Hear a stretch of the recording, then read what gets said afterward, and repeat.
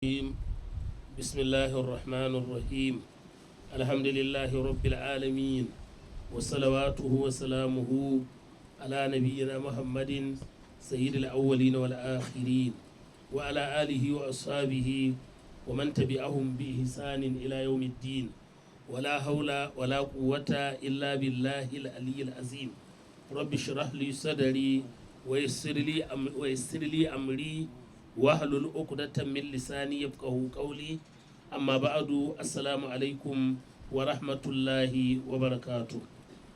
أعوذ بالله من الشيطان الرجيم بسم الله الرحمن الرحيم وقرن في بيوتكن ولا تبرجن تبرج الجاهلية الأولى وأقمنا الصلاة وآتينا الزكاة وأطعنا الله ورسوله إنما يريد الله ليذهب عنكم الرجس على البيت ويطهركم تطهيرا. نعم jiya mun fara wannan aya mai girma inda Allah subhanahu wa ta'ala ya ce wa karna fi buyutikunna. Mun yi bayani cikakke abinda Shehu Abdullahi rahimahullahu ya kawo a ma'anar wa karna fi buyutikunna. To gaba ta biyu ta karatun da a cikin wannan aya wala tabarrajna tabarrujal jahiliyatil ula.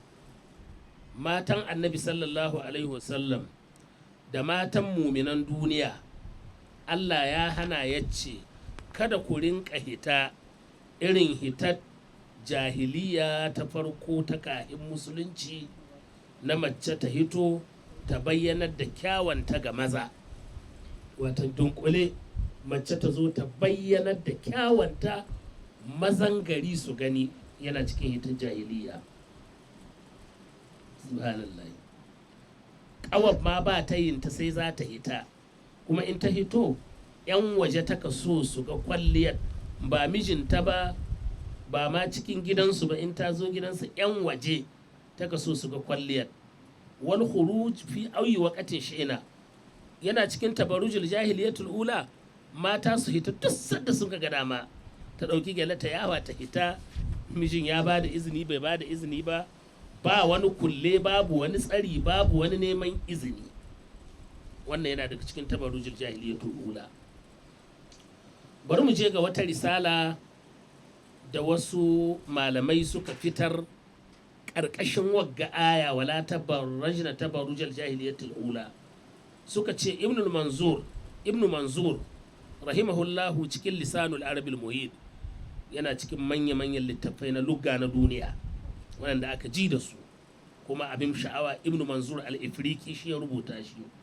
Ya ce a tabarruj izharul mar'a zinataha. Abinda aka nihi da tabarrujin da Allah ya ce gada a yi, mace ta bayyanar da adonta wa mahasinaha da kyawanta na jiki lil rijali ga wasu maza. Kun ji wannan? Ta bayyanar da adonta ko kuma kyawun da Allah ya mata na jiki ta bayyanar da shi ga wasu maza. Don haka idan an ka ce tabarrajatil mar'a ai azharat wajaha, mace ta hito hili ta bayyanar da huskarta, ta bayyanar da kyawun wuyanta, ta bayyanar da jikinta, ta bayyanar da ma kwalliyar da ta sa ga idanunta. Kuma an ce abinda a tabarrujul jahiliya, mace ta bayyanar da kwalliya wadda za ta kirawo mutane su kalla.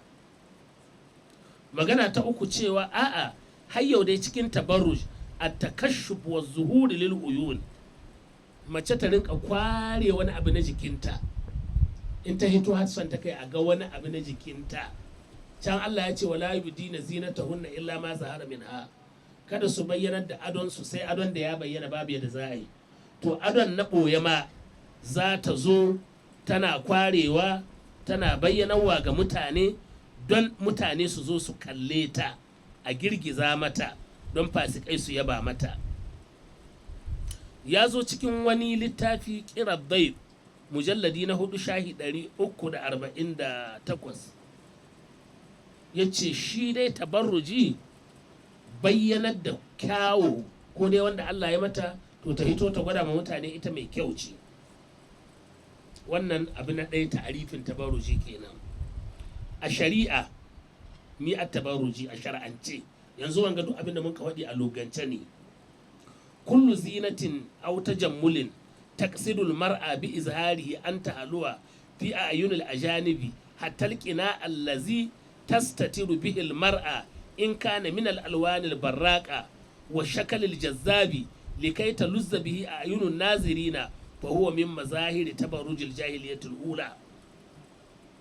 Suka ce duk wata kwalliya ko ado wanda mace na nihin ta zo ta bayyanar da shi don ta daɗaɗa ma idanun wasu na waje.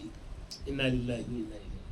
Ya zama sadda za ta yi wa kwalliyar to tana nihin in ta zo ofis ta burge, in ta je asibiti a kalle ta ta burge, in ta je wurin kasuwa a kalle ta, in ta je wurin wasu harkoki to a kalle ta ta burge ga idanun wasu ƙatti na waje.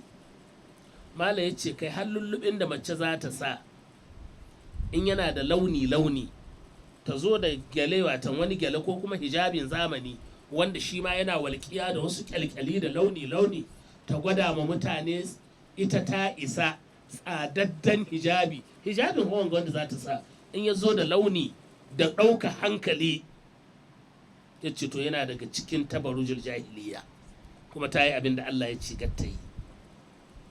Allah ya hana muminai mata amma muminai wadda ta ce ita fasika ce babu ruwan Allah da ita, wadda ta ce Allah baka isa ba annabinka bai isa ba ni kam sai na yi tsiraici in zan yi ta, to wannan babu ruwan Allah da manzo da ita fasika ce shi kenan.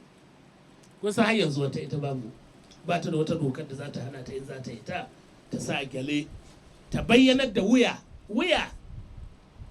da mutsa tsinannen ɗinki ba ta sa hijabi ba ana ganin ƙirji da alamomin ma nonuwanta duk ana gani ga shi hili, sannan kuma sutura can ƙasa bata kai ba, kuma bilhassili matsatsar sutura tana tahiya ana ganin kaririyar jikinta tana ƙara takama, iblis na buga mata ganga, ke ce tsinanna ɗiyawwa ne la'antatta karuwa mai son fasikanci da ɓanna bisa bayan ƙasa, ta kamu gani ɗiyawwa ne jikan wane, yar gidan iblisu, yar gidan shaidannu, yar gidan fasikai. Wallahi kirarin da shaidan ya kai mata kenan, ita kuma tana bankara. Su ne annabi ya faɗi can sallallahu alaihi wasallam ce kasiyatun ariyatun, sun sa sutura amma tsirara suke, ma'ilatun mumilatun, su a ƙashin kansu sun karkace, to kuma suna karkatar da mutane maimakon da sun ka karkace su tsaya ga ƙashin kansu, to kuma suna karkatar da mutane, suna cewa ku dibo ku gani ga wasu tsinannu sun yi to. Annabi sallallahu alaihi wasallam ya ce waɗannan mata tsinannu ne, kuma in kun gane su ma ku ɗebe musu albarka. Me yasa ban la'ana wanda Allah ya ɗebe ma albarka? Haka annabi ya ce alaihi salatu wassalam. To yan uwa wannan shi at-tabarrujul jahiliya, mace ta yau irin wannan ita. Mujahid Allah ya mishi rahama ya ce da a jahiliya takhruju almar'atu takhruju bainar rijali, mace na iya hitowa tsakiyar maza, fa zalika tabarrujul jahiliyatul ula. Wannan hitar jahiliya ne. A musulunci ko da an haɗu maza da mata, to mata na baya maza suna gaba, ko kuma mata na can gehe a aza musu kujeri maza suna nan gehe, to wannan shi ake ta musulunci ya yarda da shi. Amma wallahi summa tallahi duk haɗuwar da za a cuɗanye da maza ko wurin walimar karatu ne a wannan lokaci cikin tsinuwa da la'ana ake. Ba yanzu an hito walima ba ana haɗiya maza da mata. Wallahi makarantu, malaman makarantu sai an sa gyara game da walimomin da aka yanzu, don ban san abin da za mu zargi wasu makiya Allah ba ko ma wasu kiristoci da ka haɗiya maza da mata in mun zo bikin saukar karatu a cuɗanye. Mafi yawan wasu ina ji ba gayyato su aka yi wasu matan, sai su zo ma sun lunka maza, wani wuri ma sai kun biɗi mahita. Akwai yadda an ka gayyace mu walimar saukar alƙur'ani mai girma da har da ci alƙur'ani mai girma, da mata sun ka cika wurin tun ana tariyar su, sai da ya kai nan inda kujerunmu na manyan baki to duk sun kawo. Muna zanne aka fara turo wata sai da ta faɗo ta dawo cinye wani ce to jama'a ku tashi masa inda mun kai wa'azi magana walima gaba ta yi. Wallahi da bayan ka tashi mun ka samu inda za mu sulale. Akwai inda an tashi walimar da ni da Shak Bashir Siraju, to inda sababi yake ina za a hitar da mu, yan agaji ina za su hitar da mu a yi nan da mu cikin mata ana bida inda mahita don an samu tsakiya gaba ɗaya kuma wurin addini wa an kasa wurin walimar saukar karatu. Wannan tabarrujul jahiliya ke an yadda da haka ga shari'a, an yadda za a yi walima a zo a haɗe maza da mata. In dai za ku gayyato mata to a yi masu wuri inda za su zauna gehe kuma a takaita gayyatar ɗin, kar su zo su cike wuri har a zo a cuɗanye ko an so ko ba so ba. To wannan yana da cikin tabarrujul jahiliyatul ula, kuma shi an fassarar Mujahid rahimahullahu. Mace ta zo ta hito hili tsakanin maza ko a cikin kasuwa a cuɗanye ko a wurin taro a cuɗanye ko a wurin wasu harkoki a zo a cuɗanye, to ko da sunan addini an ka cuɗanye to an yi tabarrujul jahiliyatul ula ko da sunan addini.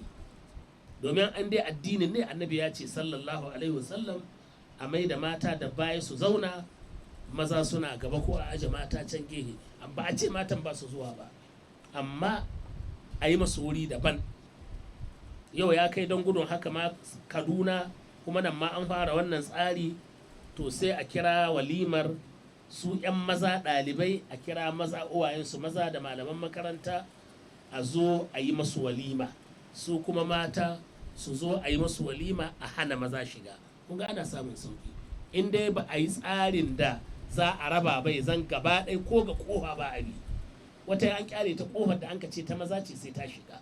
Kuma wallahi in ba mu gyara wannan al'amari ba yanzu, to zuwa nan gaba ba mu san inda za a kai ba. Abinda aka gudu ma sai an kai kujera guda duk a zo a zazzanna a haɗe, don haɗe abin ya ɓaci. Don wasu ƙasashe yanzu haka aka yi, kujera guda su aka zauna. Muna albarkar da'awa ta ɗan fodiyo ya zama ana ɗan nesa ɗin. Qatadatu rahimahullahu yace yana daga cikin tabarrujul jahiliyatul ula ta kaririya a wurin tahiya. Mace na tahiya tana wandaka tana kaririya, abinda an daidaita wa mijinta cikin gida. Wata in ka je ka isko ta cikin gida ba ka saye ba a sayan ta ko kwabo, kace majau ma take a cikin gidan. Shi yasa wata ma da ɗanta ya ga tana shirye ce ina zuwa, don adon na waje ne. Akwai matan da a haka nan, to ba shi aka so ba. Ki hita kina kaririya kina takama, to Allah ya hana ke tabarrujul jahiliyatul ula. Muqatilu dan Hayyan Allah ya mishi rahama ya ce abinda at-tabarrujul jahiliyatul ula yana daga ciki an tulqil khimara ala ra'siha, sai mace ta sakka lullubi ga kai amma wala ta shudduhu, bata dunke lullubin ba, kamar gyale ne wanda tana tahiya ana wata gyalan wurin lullubewa, zane ne kawai ta lullubo tana tahiya sai a buɗe zanen wurin gyarawa. In an ta gyarawa na a ga yankin hannuwanta, in an ta gyarawa na a ga damutsanta, wani lokaci ma wurin gyara zanen a ga wuyanta, wani wuri ma a ga kirjinta. To yana cikin tabarrujul jahiliyatul ula. Wasu mata suna haka ko ba su yi, har dai matan da ba su sa hijabin gyale ne suka sawa su ba amma magana. Shi gyale tabarrujul jahiliyatul ula, shi alama ce shi gyale. Ibnu Abi Najihi yace tabarrujul jahiliyatul ula ta tamasha bainal qaumi, ta zo tana tahiya tsakanin mutane ba kunya. Kai hitabatun hadisin da Annabi sallallahu alaihi wasallam yace, wanda ina tsammanin cikin sunan Abi Dawuda, haƙƙin ku ya ku mata gehen hanya, ku bar ma maza tsakiyar hanya. Nan ma ne aka son malamai sun ka ce an yadda a gane bambancin bazawara wadda ka bi ɗan miji da mata aure. Ita mata aure idan ta zo ta isko gungun maza, to can za ta koma, don ita babu ruwanta da su, tana da mijinta ya ishe ta, to can za ta bi shi kenan. To sai an ka ce ita bazawara tana iya ɗan matsowa kusa gare su, har sallama tana yi musu assalamu alaikum ta sai su ce akwai wa a jin bincika to wagga akwai alama bazawara ce shi kenan shi ɗaya alama sai ta ɗai masu sallama. Duk matar da kaga ta biyo kusa ga maza to an ɗauki ba ta da miji kuma tana nihin aure ne tana da ɗan miji.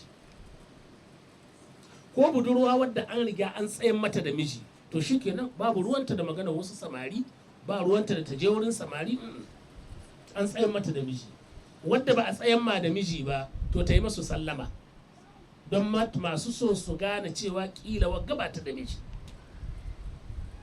To malam ya ce ana nihin wannan. Sa'idu ya ruwaito daga Qatada ya ce dai gayan wannan dai yana daga ciki takamar da mata suka yi bisa ga tituna.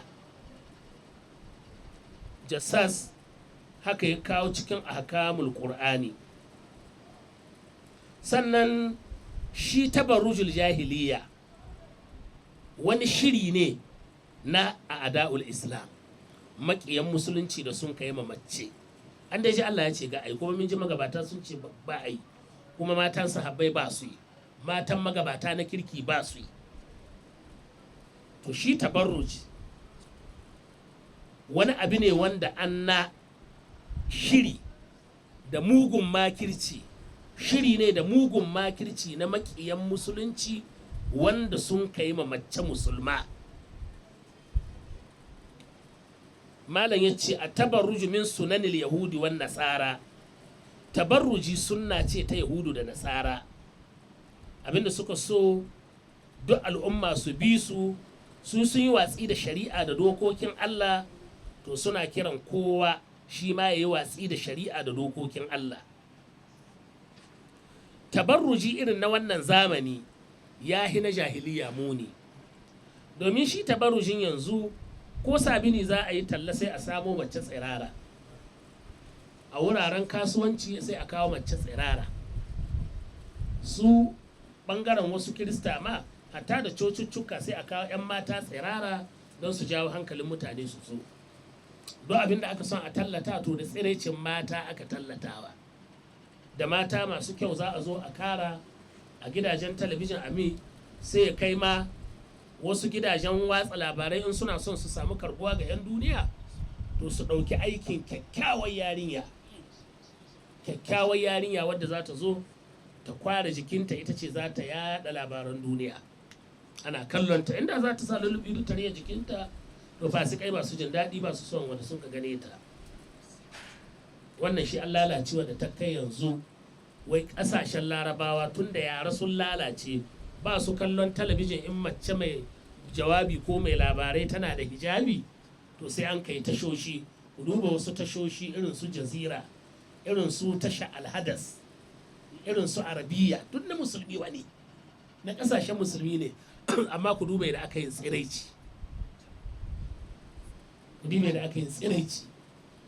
Amma akwai waɗanda su ba a yin wannan tsiraicin, ba su yadda a yi. To wannan duk yana daga cikin tabarrush na zamani wanda a mahimuni. Ya ce wannan tabarrush na yanzu al'amarin shi ya yi muni, lalacewa ta kai inda lalacewa ta kai ta jefa mutane cikin fasikanci a hotel-hotel da wuraren shakatawa da manyan tituna da koraren holewa, duk ga mata nan tsiraru, inda har wani malami ya rubuta littafi Mujtama'ul Muhtalal, wata dai al'umma wadda ta cuɗanye mazanta da mata an game, a kasuwanni an game, wuraren kallon ƙwallo a game. Akwai wani tabarruji wanda yahudu sun ka shigo da shi kuma har ƙasashen musulmi. Wallahi shugabannin musulmi su yi hattara, Allah sai ya tambaye ku. Da sunan wasa a kama 'ya'yan mutane a ce 'yan ƙwallo ne tsiraru ko 'yan kokowa ne ko 'yan gudu, a ɗauki ɗiyan mutane nan tun da bai yawwa a yi a jihohinmu, za a samu suka in sun kai, amma in za a je wani wuri can sai a ɗauki ɗiyan musulmi 'yan mata su je su ma ba tare da lullubi na shari'a ba, su je su tsiraitar da kansu su yi gudandaniya, mace da gajeren wando. Ku duba mata 'yan kokowan nan na turawa, ku duba mata 'yan kokowa na tura irin yadda suka hitowa, ku duba 'yan ƙwallo mata. Yanzu ƙasashen musulmi ne da suka ce sai sun matan sai sun je ƙwallo, to amma sai an kai kokari an kai musu wata sutura, ko ita dai sutura ta dai rage tsiraicin ne, amma dai kaririyar jiki ana gani in tana gudu wurin halba kwallo da sauransu, da wurin faduwarta da wurin menene duk dai akwai kaririyar jiki. Wannan duk ya saba mu shari'a musulunci ko da wannan Allah bai yarda da wannan ba, manzo Allah sallallahu alaihi wasallam bai yarda ba, magabata na gargari ba su yarda ba wallahi. Komai abi Allah ba a ce wasanni ba dole sai an saba ma Allah za a yi wasanni ba. Haka ma irin gidajen wasanni akwai wasannin da su haɗa suke da mata kamar dambe, sharo. Shi dambe da'iman tare da mata yake, karuwai. In dai za a buɗe dambe to karuwanci dole ya dawo. Su mafi yawan 'yan dambe tare da karuwan suke. Kuma a gidan damben mace na iya zuwa ita ma ta ba da kuɗi ta shiga kuma a je a cuɗanye. An saba ma Allah da manzo. Kai limamin wannan dambe za a tsaye da kai yau matubular sara'ir ubangiji ya maka tambaya. Duk kuɗin da kaka samu aikin banza ne wallahi, in kan mutu nan za ka bar su. Ba wai a ce haka hito ka yi kirari ba, wai kana faɗa da malaman addini. Kana faɗa da malaman addini sun ce ai hattara, ai ka yi ma kanka faɗa wallahi. Waɗannan wasanni suna da haɗari. Sharo a zo a haɗa maza da mata ana duk sharo, duk shari'a musulunci ba ta yarda da wannan ba, ba a yi ba zamanin manzon Allah sallallahu alaihi wasallam. Kuma annabi bai yarda ba, kuma annabi ya tsine ma irin wannan taro da za a haɗe maza da mata. Inda mata gehe suke su kalla, akwai rangwame. Muna da hadisi sahihi wanda manzo sallallahu alaihi wasallam ya ce ma matar shi uwan mu'mini Aisha radiyallahu anha, yan habasha na wasa, suna wasa ta hawan mashi, wato wasan yaki, suna nuna gwanintar da Allah ya ba su ta iya su halba su jewa mashi. To sai annabi sallallahu alaihi wasallam da ya ji kidan su nan gehen masallaci sai leko, ko da ya leko sai ya ga su ne kai, yayi ta kallon su sai ce ma Aisha zo ki kalla. Sai da ta aza dutsi bayan ka faɗa shi sannan ita ba ta hanga, yace hazmuki to ya ishe ki. Kaga wannan kallo ne ta yi daga nesa, ba cuɗanya ne an kai ba. To amma inda mata ne haka wasan, ya halatta maza su kalle su? Mata ne ka kokuwa ko su ne ka kwallo, ya halatta? Ko su ne ka damben zamani, ko su ne ka ninkaya cikin ruwa. Kun san mata na ninkaya tsirara ko? To ya halatta namiji ya kalle su? La. Kai ku duba 'yan damben nan na zamani, ƙatanya da ɗan gajeren wando, kuma ma lalacewa a haɗa mace da namiji da ƙato da ƙatanya su zo su ne su ya buka da ita ta kada shi, ya buge ta ta buge shi, ya danne ta ta danne shi. Kai wannan suna ta turawa ta lalace.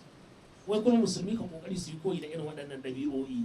To wannan duk yana cikin tabarrujul jahiliya wanda Allah bai yarda ba. Yana daga cikin tabarrujul jahiliya wanda an na yanzu abubuwa daban-daban waɗanda suke na haɗari wanda aka yi. To takaice malam ya rihe da wasu abubuwa guda 8. Shi dai tabarruji saba ma Allah da manzo ne. Manzo Allah sallallahu alaihi wasallam ya ce duk al'ummata za su shiga aljanna sai wanda ya kiya. Suka ce ya Rasulullah, wa zai ki shiga aljanna? Ya ce wanda ya man da'a ya shiga aljanna, wanda ya saba mani ya kiya. Buhari ya ruwaito shi.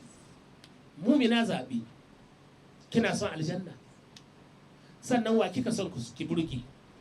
In dai su sayyida Maryam da Asiya da Khadija da Aisha da Hafsa da Ummu Salma da matan muminan duniya su kika son ki burge, in kina son ki burge Allah ya yaba maki, manzon Allah sallallahu alaihi wasallam ya yaba maki, muminai su yaba maki, to ki sa lullubi na shari'a, kada ki yi hitar jahiliya, kada ki bas jikinki hili, ki bi umarnin Allah. Shikenan.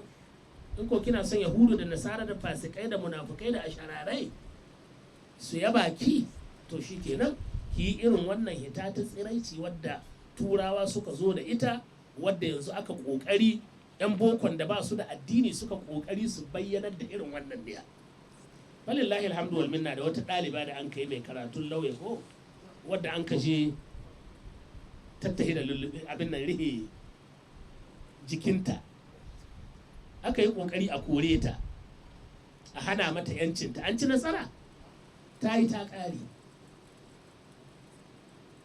Ka gani yan uwa, mun tafi Oshun mun ji wata ɗaliba wadda ta yi ƙare karatunta na dokta ta lahiya ta yi ta ƙare munaƙaba da niƙabi ta karatu sai inda lalura ta kama ko za a yi jarabawa ko wani lalura nan kaɗai ne za ta kware niƙabin ta bayyana da huskarta amma sai ta ya zan cewa sai abin nan ɗan gurbin huskarta ɗaya aka gani kuma ta yi ta ɗaya ta ƙare ta zama likita dokta kuma ta zama ta ɗaya kaga abin ba tsiraici ba ne ke yarinya kake aza in kije kina sa gajeren wando da kayan maza da ya taguwa da wando shi zai sa ki samu karatu wannan ba shi zai sa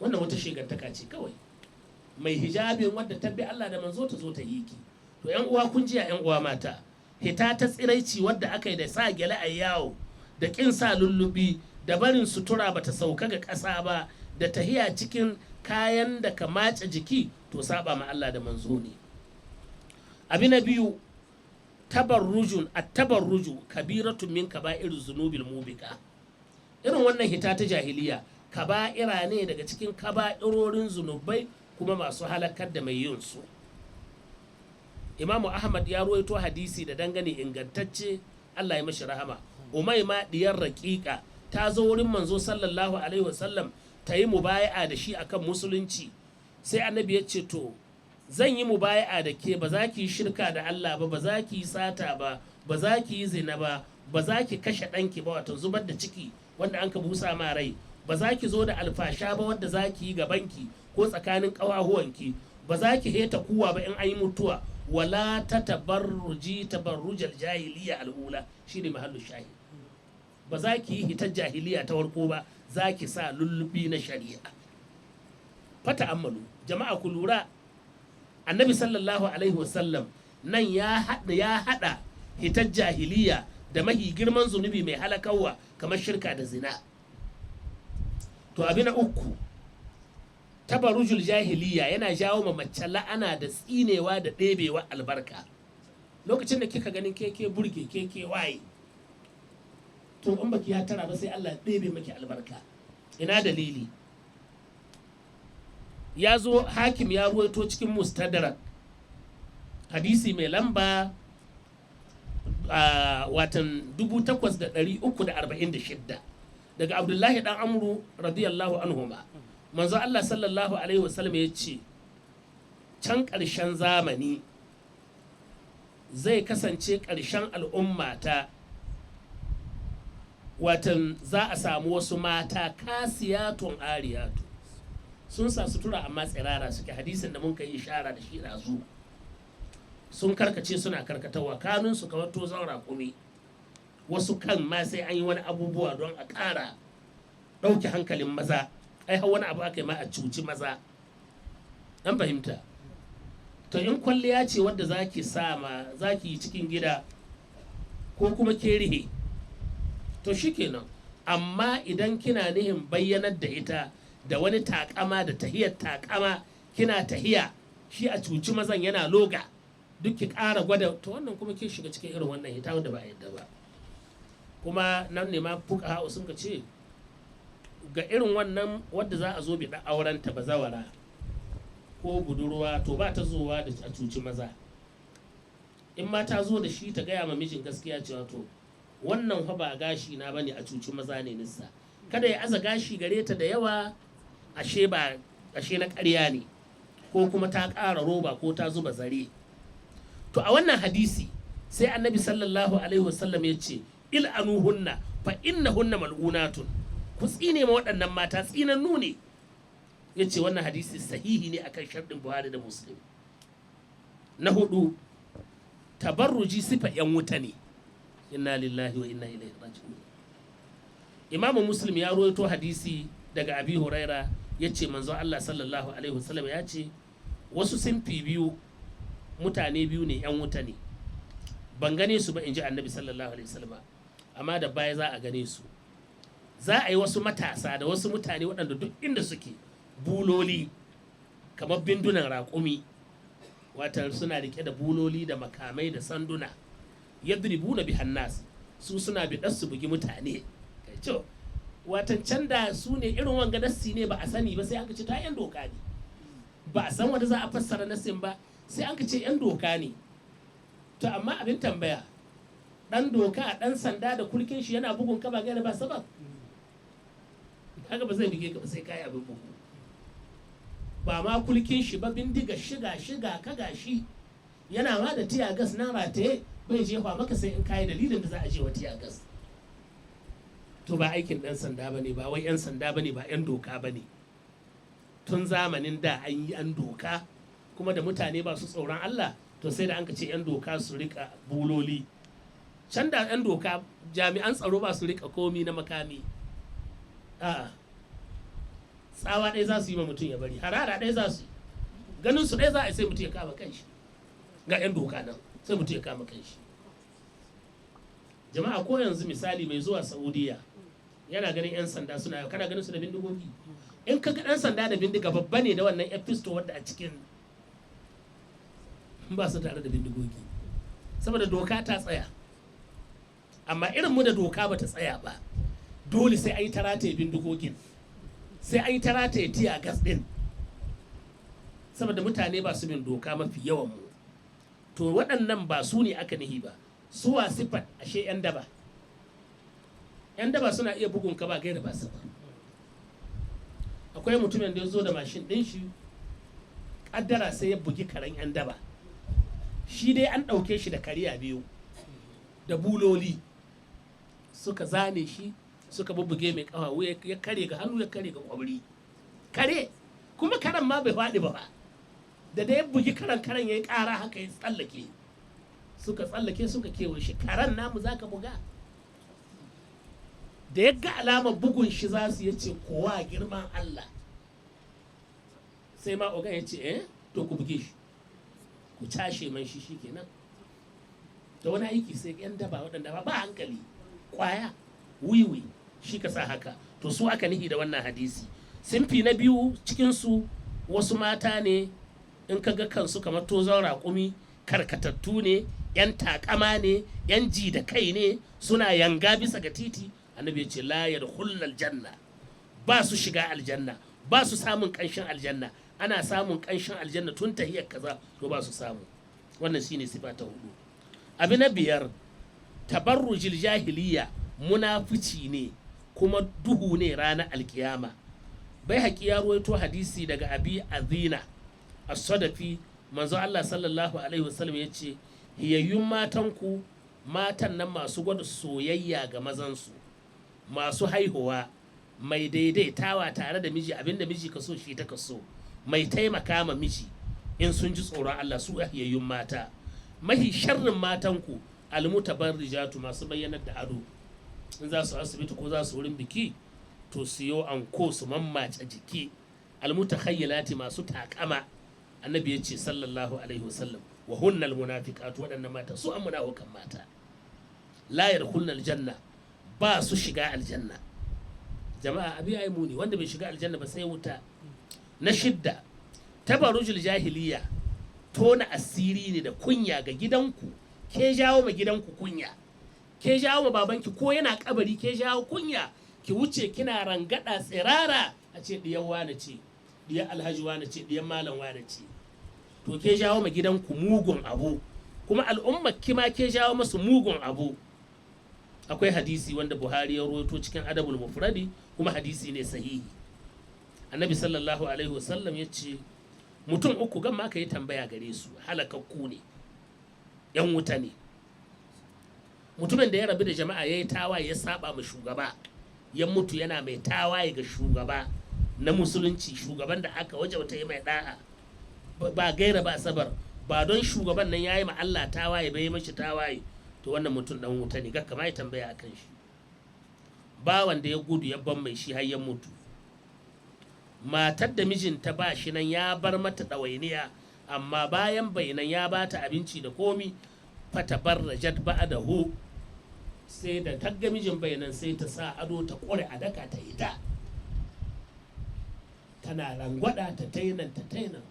Wata ma ita ka kai kanta ma wurin fasikanci. Cikin wani hadisi ya ce wannan kenan, cikin wannan hadisi anna hazihi almar'a alkha'ina, wannan mata mayaudariya ce, ta yi bukatar mijinta ya tahi ko da ya hita da in mijin na nan za ta sa lulubi na shari'a amma yanzu tunda ba shi nan za ta kula a daka ta sa tsinannun kaya ta zo ta bayyana da kwalliyarta ta je ta cuɗanya da maza yarta kibna a ƙaba anwa at tabarruj irin waɗannan mata ma sai kaga sun hau mahimunin nau'o'a na tabarruji da mahi alfasha mazan su ba su nan ne fa ilallahi almushtaka to an kai ƙarar su ga Allah Allah na ganin su Allah yana gani. Na 7 shi tabarruj sunna iblis ce hanyar shedanci babu wata magana shi a tabbatattan magana kamar yadda ladabi da sa hijabi lullube jiki to wannan sunnan manzon Allah ce sallallahu alaihi wasallam da magabata. Shi tabarruj da sufur sunna iblisiya. Iblis shine limamin kiran mata su kwara al'aura. Yanzu ma iblis ya sa wasu mata suna ganin ma da wasu mata sun yi gwagwarmayar su hito da fan da rigar nono sun ci nasara a turai da wasu ma kasashen musulmi suna yawo da fan da rigar nono wuraren yanci. Akwai dandalin yanci da aka faɗi wata rana akwai wani zuwa da mun kai misira muna ma zaune sai wani shi ko manufar shashe a'a masu da'awa muke wasu al'amurra mu je ya gwada mana su shi ya san kasar sai ce don Allah ku tashi akwai wani wuri wanda nika son mu dante har mun ce wai aiko mun gaji ya ce ai ba za mu zo ba ga mota nan ya ɗauko ba za a daɗe ba muka ce halan akwai wata nasiha da aka yi wuri ya ce kwarai ko kudai taso inna lillahi wa inna ilaihi raji'un. Muna zuwa sai shiga da mu wani wuri mata daga fan sai rigar nono ya ce to a juyo wanga shi dandalin yanci ne wadda duk ta zo nan za ta cire kayanta baki daya wadda duk ta shiga nan duk abin da ta gada ma tana yi nan ma da sauki inda za a wuce can akwai inda suke tsirara haihuwar wasu ya ce don kusan bannar da turawa sun ka kikka a duniyar musulmi nan misira wacce kafital ta musulunci a shekaran jiya amma wata komawa da mun kai lokacin bayan Allah ya kawar da gwamnatin Mubarak gwamnatin Mursi ta zo Allahu Akbar wallahi aka ɗauke mu zuwa wannan wuri ko da mun ka tafi da an samu canji an zo kan yana nan dandalin amma ba a bari ki tafi da rigar nono ko da fan dole sai ke marihe wata an fara samun canji a daidai lokacin gwamnatin Mursi Allah ji kanshi to an so mu samun canji a wannan abubuwa to dandalin yanci za ku ji wasu wurare suna dandalin yanci yanzu haka Turkiya a Istanbul akwai dandalin yanci abin an kira wanda wannan shugaban kasa da ya kokari ya kawar da wannan dandalin bai samu nasara ba har yanzu to don haka wannan tabarruji sunna ce ta iblis shi ya assasa ta shine jagora kuma shine ya taba rantsuwa ya ce fa bima a gawaita ni to Allah saboda halakawar da kai man da tsinewar da kai man la'aqudanna lahum siratakal mustaqim na rantse da girman ka Allah ni ko sai na zanne ma mutane diyan annabi Adam hanyar nan taka madaidaiciya sannan wallahi zan zo masu ta gabansu da bayansu da damarsu da hagun ɗinsu kai ba za ka samu mahiyawansu suna godewa ba shi dan abin da ya Allah alƙawari kenan don haka wannan sunna shi ne na ƙarshe na 8 tabarrujul jahiliya muqaddima fasikanci ne kuma hanyar zina ne wallahi malamai sun ce duk matan da ka son ta zo ga titi ta bayyanar da tsiraici ko a asibiti ko a kasuwa ko a bisa tituna wallahi akwai gurbacin zina cikinta in mace ba ta da garwayan zina za ta rika kanta ta huta ta shawa makanta lafiya mun sani wani na iya cewa akwai masu sa hijabin fasika to wanda aka su da Allah waɗanda suna amfani da sunan hijabin da niqabi wannan dai a basu da Allah sanda dai ta wuce ba a tsammanin ta haka sai wanda ya santa duk fasiki da mace ta wuce da hijabi da niqabi in ba ya santa ba ya san ta yi ƙarfi kuma duk fasiki da munafiki da bayahude ba su son hijabi ba su son niqabi kuma sai sun yi faɗa da hijabi shi yasa an ka ji Faransa an kai shugaban kasar da ya faɗa da hijabi Allah ya kada shi duk wanda ya ce zai faɗa da hijabi sai Allah ya kada shi ko shi wane ne kuma ke mace wai baki burge kowa ba macen musulma wai ki zo ke ma yanzu ke waye wace wayewa gare ki to mi ki sani ya za a bi magalubi alaihim da zalina a ce an waye wace irin wayewa to ba su Aisha uwan mu'mine zaki bi ba su Asma'u da Shehu zaki bi ki koyi da su ba ke yanzu da waɗancan mata zaki koyi a wannan ba wayewa bane na tara watan tabarruji talalabiya ce kuma zai sa in mata na hita irin wannan tsiraici Allah zai kawo musu wata al'uquba ilahiyya, wata uquba daga Allah. Jama'a irin corona din nan uquba ce ko ba uquba ba, azaba ce ko ba azaba ba, don ba a ce mata rundunar Allah ita, lalle kuskure ne a ce mata rundunar Allah, a'a saboda ai ta kawo banna ga addini. An rundunar Allah ba ta zuwa ta lahan a samu matsala ga addini, ita rundunar Allah makiya Allah za ta gama da su. To amma wagga a'a azaba Allah ce, uquba Allah ce, to Allah yana kawo ma mutane uquba in sun ka bari tsiraici yayi yawa ciki.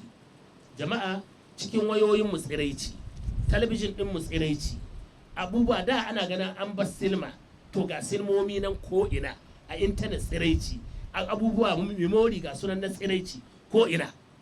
To Allah yana saukar da hukuma tsakani da Allah tsiraici yayi yawa, tsakani da Allah tsiraici yayi yawa a yanzu. Wani masu tura abin ga memory a birnin Makka, sai wani yanzu sai kaga an zo an miƙa waya na farai salasat nafarun salasa. To akwai wani mutum Ismail aka ce mashi, ya ce wai kun sa abin da suka nihi da wannan, shi aini wanga larabci ban gane shi ba. A miƙa waya yarinya ta miƙa waya ko saurayi sai ce nafarain salasa nafar arba'a nafar. Mun ga wani da ya ce sab'atu nafar, sai shi mai abin ga sai da ya haka. To Ismail ya ce abin da aka nihi za a tura masu bidiyon da mutum guda ka zina da mace guda, wanda ya ce na faraini biyu, wanda mutum uku ka zina da mace guda, har wanda mutum bakwai ka zina da mace guda. Inna lillahi. Ya ce su ne amma ɓoye suka yi, kada gwamnati tunda doka ce a Saudiya, har intanet wani fasikanci Saudiya sun rage, ba ka iya kama intanet ka saukar da shi, to amma ta memori ɓoye ƙarƙashin ƙasa aka samun fasikai waɗanda ka sai da irin wannan ɗaya. Yan hisba suna ta ƙoƙari su hana su. To wannan dai yan uwa kun ji abin da tabarrush ɗin nan da Allah ya ce gada a yi, mun tsaya mun kawo bayani don ya zama tsoratarwa, don ya zama tunatarwa. Allah ka nisantar da mu, ka shiryar da mu, ka shiryar da matanmu da 'ya'yanmu mata da 'ya'yan muminai, matan musulmi masu wannan tabaruji. Allah ka nisantar da su daga irin wannan. Allah ka azzita mu da yadda muka so matanmu, wadda matanmu suke hita cikin hijabi na shari'a, to da 'ya'yanmu da jikokinmu Allah ya azzita su da irin wannan, da sauran 'ya'yan musulmi da jikokinsu. To sai Allah ya ce wa akimina salata, ku tsaye da sallah, wa atina zakata, ku ba da zakka, wa adina Allah wa rasulahu, ku yi da'a ga Allah da manzo cikin duk abin da Allah da manzo ya hore ku. Inna ma yuridu Allahu, lalle ne Allah yana nihi li yuzhiba ankum rijsa, ya tahiyan muku da datti, al-isma al-mudannas, ya tahiyar. Kaga can ana aqimna ko, amma nan sai an ka dawo kuma an kum, lamiri ya zo canza, bai ce an kunna ba, an fahimta, an kum. To amma nan wurin sharhi ya ce watan ta'alilun li amrihinna wa nahyihinna alal isti'nab wali haza amamal hukum. Shi yasa nan da Allah zai sai game hukunci yasa kowa da kowa, namiji da mace. Allah na nihin ya tahiyar maku da rijisa, ya wata ahlal baiti, ya ku mutanen gidan manzon Allah sallallahu alaihi wasallam. An yi mashi wasali bisa alal nida'i ko alal madai. An aro rijisu wanda shine najasa ga zunubi, domin zunubi yana daudadar da mutunci.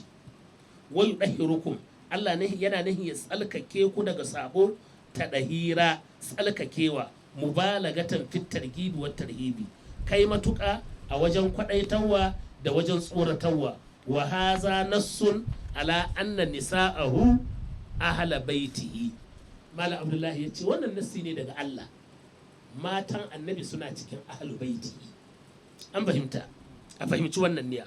Ya ce wattafaqal kullu, duk malaman tafsiri sun ittifaki ala annahunna sababun nuzul, matan annabi su a dalilin saukar wannan wannan kenan. To tunda akwai wani hadisi da zaka iya kawo shi, to Malam Abdullahi zai bada amsa. Wa qawluhu alaihi salatu wassalam, maganar da annabi yayi fi Fadima ibnatihi, game da Fadima diyar shi da Aliyu da Alhassan da Husaini, ya rihe su da bargo yace Allahumma haula'i watan Allahumma haula'i ahli baiti, Allah waɗanga su ne mutanen gidana. Kun san akwai wannan hadisul kisa'i yana nan tabbatacce ne. To la ya qatalil hasara bai nuna su dai a ahlul baiti ba, a fasara ta ahlus sunna watan matan annabi ahlul baiti ne da wagga aya. Allah shi ya nuna haka. Sannan nan kuma waɗanga mutane da ya keɓance su suna gaba-gaba, wasu mutane ne masu wadda wani matsayi babba na ahlul baiti, wata Aliyu, Fadima, Alhassan da Husaini. Wannan shi haka yake. Akwai ma inda Ummu Salma radiyallahu anha ta so shiga ga wata riwaya ce mata a'a, a nan saboda waɗanga ana son a keɓance su. Malam ya ce wal haqqu anna kulla man harumat alaihi sadaqa min nisa'i, kai magana ta gaskiya duk wanda sadaka ta haramta gare shi tun daga matan annabi wa ali aliyin da mutanen gidan aliyu gaba ɗai wa ali ja'far, mutanen gidan aliyu ba sai waɗanda Fadimatu ta haifa ba radiyallahu anha, dukkan zuriya aliyu waɗanda aka ce ma alawiyawa, da ali ja'far da ali aqilu da ali abbas radiyallahu anhum kulluhum dakhiluna fi ahlil baiti, dukkan su sun shiga cikin ahlul baiti ala ma rawahu zaid ibn arqam, bisa ga hadisin da zaidu dan arqam ya ruwaito, ya nuna cewa duk sun ita. Kun ga wannan gajeren bayani amma ya fa'idantar da mu. Matan annabi ahlul baiti ne da nasin alqur'ani. Wannan hadisi tabbatacce ne, annabi ya keɓantu waɗannan mutane ya ce masa su ahlul baiti ne. Sannan waɗanga sauran alun nabi, alu aliyu, alu aqilu, alu ja'far su ma ahlul baiti ne. Shikenan kaga magana ta ƙare. To sai Allah ya ce waskurna, ka karanta shi? واذكرن ما يتلى في بيوتكن من آيات الله والحكمة إن الله كان لطيفا خبيرا. واذكرن ما تان النبي كتنا ما يتلى الله عليه وسلم ما يتلى في بيوتكن abinda aka karantawa cikin gidaddajinku min ayatin lahi na ayoyin Allah wal hikimati da hikima. To da sauran mata, musamman matan malamai, matan limamai, matan masu addini, ku tuna abin da aka karantawa cikin gidan da ku.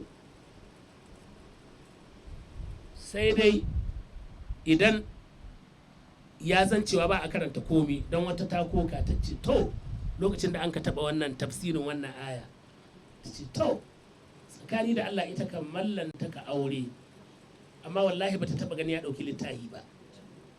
Shekarar su 7 sai dai in zai ita da shi, amma dai ya ɗauka ya yi karatu ko alkur'ani ko littahi wallahi bata taba gani ba. Tuni tana murna ta aure malam, amma ashe ba haka abin yake ba. In ya zo ya zauna ta ce amma dai yana da kokari, wuridi ne da tasbih, wannan yana da kokari amma dai karatu. Sannan ta ce tsakani da Allah shekarar 7 din nan bai taba faɗa ma alif ba, sannan bai taba karantar da ni komi na ibada ba, sannan bai taba yi man wa'azi ba, sai dai in ya ce mani wa'azin da ya shahe shi, wannan yana faɗa min cewa to ke ji Allah ya ce kaza, annabi ya ce kaza. Kaga wannan ba a karanta mata komi ba. Amma malami yana karatu cikin gida, yana karantar da iyalansa, yana ɗeba wani lokaci shi ma ya karantar da iyalansa. Ku bar ganin laihin malami, in ka sallama ma malami wani lokaci an ce ka yi hankuri sai lokaci kaza, wai wani shi danna an ja aiki. Yanzu malam ya koma mai iko, liman ya koma sarki ko ya to ran kai daɗe shi, su matan malam ba su da haƙƙi ga kanshi, duniya ɗaya zai karantar bai karantar da matan shi. Su ɗayan malam ba su da haƙƙi a kan shi, don me ba zai keɓe wani lokaci cikin gida ba ya zauna ya karantar. Shugaban wa'azi, shugaban karantarwa, jagoran jagorori Muhammadu Rasulullahi sallallahu alaihi wasallam wallahi yana da lokacin da ya keɓance ma iyalansa. Wani lokaci bayan la'asar sai shiga cikin gida, wanda duk ya zo ya hankuri a bari ya hito. Wasu ba su da fahimta, to amma kuma kai ba za ka biye su ba, tunda Allah zai tambaye ka ga naka gidan. Annabi ya ce matarka na da haƙƙi a kanka, ƴaƴanka suna da haƙƙi a kanka, to za ka yi ta karantar da al'umma, su ba ka zauna ka karantar da su, ko suna zuwa makaranta ba ka zauna ka yi bincike, ba ka zauna ka karantar da su. To ya kamata a kula da wannan niyya. Wani ya ce wai wagga aya ita adda kamar mahujja daga alkur'ani cewa ba makarantar mata, wagga aya. to sai dai daɗa ba a san cikin wani tafsiri ya ɗauko ba. Wal hikima, ku tuna abin da aka karanta a cikin gidajen ku na hikima sunnan ma'aiki sallallahu alaihi wasallam, inna allaha kana latifan khabira, lalle Allah ya zamo mai taushin baiwa kuma masani da abin da a ɓoye. Allah ka ilmantar da mu, ka yi mana muwafaka, ka ba mu ikon biyayya ga dokokinka da shari'a. To insha Allah za mu tsaya, in mun zo akwai ƙarin bayanin da za mu yi game da wannan hadisi da an ka faɗi na hadisin ahlul baiti da kuma ƙarshen abin da malamai sun ka ƙara fitarwa game da wannan, don ƙarin bayani da kuma ƙara fahimtar da 'yan uwa masu saurare. Assalamu alaikum.